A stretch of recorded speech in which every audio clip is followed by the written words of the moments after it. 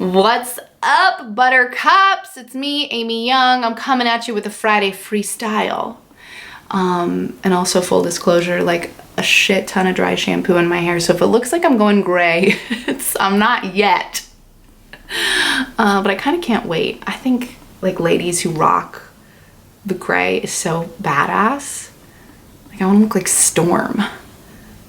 Yeah. Anyways, how are you? I got a question from a buttercup bestie over on Instagram. And she asked me to talk about coaching a little bit, which I thought was cool. And I get a lot of emails from people who are interested and curious about coaching. So I figured, let's talk about this. And she just asked, can you tell me about being a coach? Because she's really interested in what I do. And she's curious about being a mentor to people, which I think is fucking awesome and so important. Like I think anyone who recognizes, oh, I have an opportunity to be of service in my life. First of all, just know like the impact of knowing that you get to have an impact on other people is the coolest. It's like the best drug. Like I think being of service is the best, coolest drug any of us can take and dish out and serve up. Being of service to others. So mad props to you. And you should mentor others if it's something that you feel called to do, because that's not by accident, which is what I want to talk about today. So I don't know how to talk about this without it becoming a bigger conversation about like life path and journey and mystery and just cosmic interventions. That's how we're gonna fucking talk about it, because that's what my journey to coaching was like. And the biggest thing I tell people, you know, when they're like, oh, coaching, that's interesting. Like, how did you realize you wanted to do that? Or what made you think that you could do that? Because I started coaching when I was 26, which is a ballsy move, a little bit. But what are you gonna do? You feel called, you answer the call. I have always been a coach. I just didn't realize it about myself. I have always been fascinated and so just enamored with people and behavior and thoughts and feelings. I could talk about that shit and think about that shit and write about that shit and deal with it forever, ages. Always. I've always been like questioning things and wondering like, why do people do what they do? And why do people make decisions that suck, even when they know that they suck? And why do I do that? And who am I? And what are we all doing here? Like, I'm wired that way. I'm a natural coach. It's not something that I woke up one day and decided, you know, I'll like dip my toe in that pond. It's more like over a period of time, this part of myself, this coach part of me, was consciously revealed to me through people writing to me and asking for advice before I even like was entertaining the idea that I would be a coach.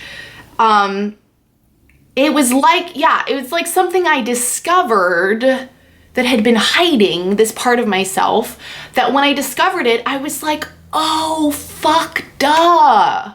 Of course this is who you are. This is such a big part of your life. You love talking to people. You love solving people's problems to a fault. You're obsessed with like well-being and consciousness and all that nerdy shit. Like, duh, this is who you are. How could you have thought you were anything else? And when I have conversations with other people and professionals who feel very much like they are living their purpose, they are doing what they feel called to do, they are in alignment with their path, the path they're supposed to be on. Most people have a story and a feeling like that. Like their passion or their purpose wasn't something that they went out and scurried around for like a squirrel looking for a nut. It was like realizing, to stick with the squirrel metaphor, that they had this giant bushy tail behind them. And it was like, I'm a fucking squirrel.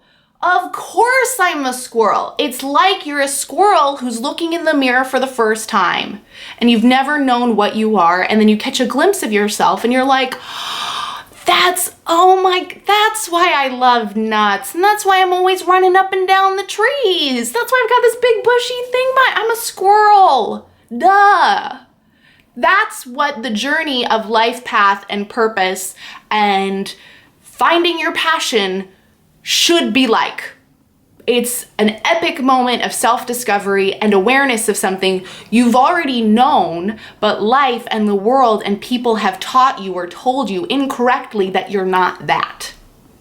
And it's not always super direct. It's not always like you have a shitty parent who won't hang up your paintings on the fridge and therefore you don't think you're a good painter. Sometimes it is direct like that. Sometimes it's just these seeds of doubt that get embedded in us, or this feeling of, who am I to do that? Because it takes a lot of courage and balls to believe that you're super gifted and talented and that you have special, unique purposes. I mean, we are really kind of told from a young age to like not think that we're the shit. Like, don't think too much of yourself. You don't get to do the things that you want. You think you're special? I mean, we are told this in a number of ways. So, God, it's a hard thing to talk about, I think, in terms of like recognizing like, oh, is this what I'm supposed to be doing?